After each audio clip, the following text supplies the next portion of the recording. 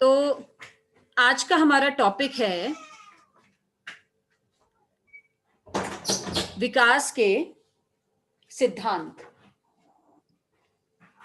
आज हम करेंगे, कल हमने methods to break the vicious circle हमने पढ़ा था कि नक्शे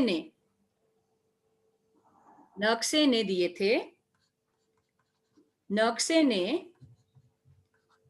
गरीबी चक्र या विशियस सर्कल ऑफ पॉवर्टी के बारे में बताया था और हमने 3 तरीके के विशियस सर्कल ऑफ पॉवर्टी पढ़े थे, जिसे हम गरीबी चक्र भी कहते हैं। अब उसके बाद अर्थशास्त्रियों ने क्या कहा कि यदि हमें इस गरीबी चक्र को तोड़ना है, methods to break the vicious circle, अगर हमें इस गरीबी चक्र को तोड़ना है, अगर हमने इस विशियस सर्कल ऑफ पॉवर्टी को तोड़ना है तो उसके अलग अलग तरीके हैं। अब ये इस बात की जरूरत क्यों पड़ी कि विशियस सर्कल ऑफ पॉवर्टी को तोड़ने की, क्योंकि अगर इस गरीबी चक्र को ना तोड़ा जाए तो जो अविकसित देश थे, कल हमने बात की थी यूडीसीज के बारे में, अंडर डेवलप्ड कंट्रीज के बारे में, जो अविकसित देश हैं वो अविकसित ही रह जाएंगे। और वर्ल्ड वॉर 2 के बाद, विश्व युद्ध द्वितीय के बाद कई ऐसे देश थे, स्पेशली वो जिनपे जो फर्स्ट वर्ल्ड कंट्रीज है उनका शासन था, जो नए नए अभी आजाद हुए थे, या फिर जो विश्व युद्ध के जो बुरे परिणाम है उनसे गुजर रहे थे, उन देशों को विकास के पथ पर अग्रसर करने की अत्यंत आवश्यकता थी। तो उसका तरीका क्या था? नक्शे ने ये तो बता दिया कि गरीबी चक्र में है ये देश, लेकिन इस गरीबी चक्र को तोड़ना कैसे है? इसके 2 तरीके हैं। एक तो है ग्रेजुअल अप्रोच और दूसरी है रैडिकल अप्रोच। इतना शायद हम कल कर चुके थे। ग्रेजुअल अप्रोच में लिबिनस्टीन ने क्या बोला? ठीक है, लिबिनस्टीन की थ्योरी आपके कोर्स में भी थी। लिबिनस्टीन ने क्रिटिकल मिनिमम एफर्ट की बात की। किसकी बात की? Critical minimum effort. और ये थ्योरी किसकी थी? लिबिनस्टीन की। लिबिनस्टीन ने क्या कहा? लिबिनस्टीन एक अर्थशास्त्री थे जिन्होंने कहा कि क्रिटिकल मिनिमम एफर्ट, एक मिनिमम एफर्ट की जरूरत है जिससे कि इस विशियस सर्कल को तोड़ा जाए। अब ये किस चीज की जरूरत है? पर कैपिटा इनकम को बढ़ाने की जरूरत है। किसकी जरूरत है? इनकम को बढ़ाने की जरूरत है। पर बहुत एक बिग पुश की तरह नहीं, जैसे रोजेनस्टीन रोडान थे जिन्होंने बिग पुश कहा कि एक बहुत बड़े स्टेप लेने की जरूरत है ना, उस तरीके की थ्योरी लिबिनस्टीन ने नहीं दी। तो आज हम फोकस करेंगे critical minimum effort theory of Leibenstein. अब जो लिबिनस्टीन की क्रिटिकल मिनिमम एफर्ट थ्योरी थी उसे हम एक ग्राफ की मदद से दर्शाते हैं। ये क्या है? लिबिनस्टीन की क्रिटिकल मिनिमम एफर्ट थ्योरी। अब इसमें हुआ क्या? लिबिनस्टीन की क्रिटिकल मिनिमम एफर्ट थ्योरी ने को हम इस ग्राफ की मदद से दर्शा सकते हैं। अब इस ग्राफ में हो क्या रहा है? देखिए, यहां पे हमने y एक्सिस पे ले लिया समय यानी टाइम, और x एक्सिस पे ले लिया हमने पर कैपिटा इनकम। ठीक है, प्रति व्यक्ति आय।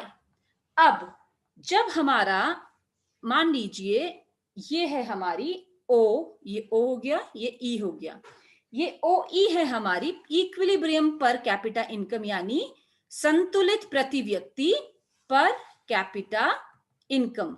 ठीक है, यानी प्रति व्यक्ति आय कितनी है, ये है। यदि ये प्रति व्यक्ति आय रहेगी तो हम जो विकास है उसके पथ पर अग्रसर नहीं हो पाएंगे।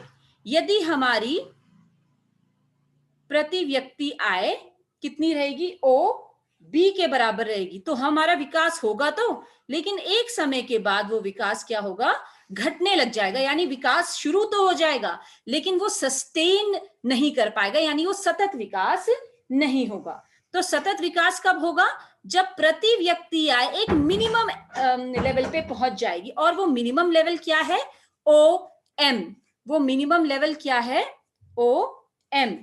और ये जो OM है, इसमें इसे हम बोलते हैं मिनिमम या जो क्रिटिकल मिनिमम पर कैपिटा इनकम, ठीक है, ये हमारी मिनिमम पर कैपिटा इनकम, यानी इतनी तो पर कैपिटा इनकम किसी भी देश को लिविंगस्टीन के अनुसार रखनी ही पड़ेगी, ताकि वो जो पॉपुलेशन में इंक्रीज हो रहा है, किसमें, जनसंख्या में, है ना। देखो पर कैपिटा इनकम होती क्या है, प्रति व्यक्ति आय, per capita income, per capita income होती क्या है, आपकी टोटल इनकम यानी आपकी आय अपॉन टोटल पॉपुलेशन, ठीक है। ये है आपकी कुल आय, और आपकी मीन्स आपके देश की, राज्य की, और ये है आपकी कुल जनसंख्या, ठीक है। तो इससे आपको क्या मिलता है, प्रति व्यक्ति आय मिल जाती है। अब जब हम पर कैपिटा इनकम की बात करते हैं, लिविंगस्टीन ने कहा कि आप इनकम को कितना भी बढ़ा लें, जब तक वो इस ओएम लेवल पे नहीं पहुंचेगी, मिनिमम पर कैपिटा इनकम पे नहीं पहुंचेगी, तब तक विकास नहीं हो पाएगा, और अगर हो भी गया तो वो सतत नहीं हो पाएगा, मतलब कंटिन्यूअस नहीं रह पाएगा, एक बार होने के बाद फिर घटना शुरू हो जाएगा। तो ये तो कहा लिविंगस्टीन ने। अब लिविंगस्टीन ने की जो अप्रोच थी वो कैसी थी, ग्रेजुअल थी। लिविंगस्टीन ने कहा कि ये हमारी जो अप्रोच है, इसमें हमें कुछ बहुत रेडिकल कदम नहीं उठाने, एकदम से बहुत बड़े कदम नहीं उठाने, धीरे धीरे करके, ग्रेजुअल मीन्स धीरे धीरे करके एफर्ट्स डालने हैं, जिससे कि हमारा जो विकास है, हमारी जो अर्थव्यवस्था है, वो विकास के दर पर अग्रसर हो जाए। नेक्स्ट है आपका रेडिकल अप्रोच, जो किसने दी, जो रोजेंस्टीन रोडान ने। ये अप्रोच है किस चीज की, ये अप्रोच है गरीबी चक्र को तोड़ने के तरीके बता रहे हैं ये विभिन्न अर्थशास्त्री। अब रोजेंस्टीन रोडान ने कहा कि ये जो गरीबी चक्र है, ये जो अंडर डेवलप्ड कंट्रीज हैं, ये इनके गरीब होने का कारण है स्मॉलनेस ऑफ द मार्केट, मतलब जो बाजार है उसका साइज बहुत छोटा है ना। जो बाजार है वो कैसा है, छोटा, उसका साइज है छोटा, वो अधिक बड़ा नहीं है। और इसी की वजह से क्या होता है कि ये देश, कुछ देश क्या रह जाते हैं, अविकसित रह जाते हैं, और ये जो इकोनॉमीज ऑफ स्केल है उसका लाभ नहीं उठा पाते। तो रोजेंस्टीन रोडान ने कहा कि यदि किसी देश को इस विशियस सर्कल, इस गरीबी चक्र से बाहर निकलना है, तो लोगों को सबसे पहले आपको बाजार का आकार, यानी जो साइज है ऑफ द मार्केट, उसको बढ़ाना पड़ेगा, ठीक है। जो बाजार का साइज है, साइज उसको बढ़ाना पड़ेगा, और उससे क्या होगा कि लोगों की विक्रय शक्ति यानी परचेजिंग पावर बढ़ेगी, और जब लोगों की परचेजिंग पावर बढ़ेगी, डिमांड बढ़ेगी, डिमांड के अनुसार पूर्ति होगी, और अकॉर्डिंगली सप्लाई जिसे हम बोलते हैं, और उससे निवेश और पूंजी में भी वृद्धि होगी।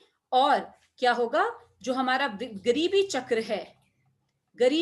है वो टूट जाएगा, और तब ऐसा नहीं होगा कि जो गरीब देश हैं वो हमेशा गरीब ही रहेंगे, ठीक है। तो ये तरीका बताया रोजेंस्टीन रोडान ने, ठीक है। जो इन्होंने कहा कि जो यदि आपको, और इनकी जो थ्योरी है वो क्या कहलाती है, थ्योरी ऑफ बिग पुश, यानी किसी ना किसी तरीके से बाजार का साइज बढ़ा के लोगों की परचेजिंग पावर यदि बढ़ाई जाए तो गरीबी चक्र को तोड़ा जा सकता है। तो ये हमने आज नक्शे की थ्योरी, रोजेंस्टीन रोडान की थ्योरी, और जो हमारी थ्योरी है लिविंगस्टीन की क्रिटिकल मिनिमम एफर्ट थ्योरी हमने कर ली है। आज के लिए इतना ही।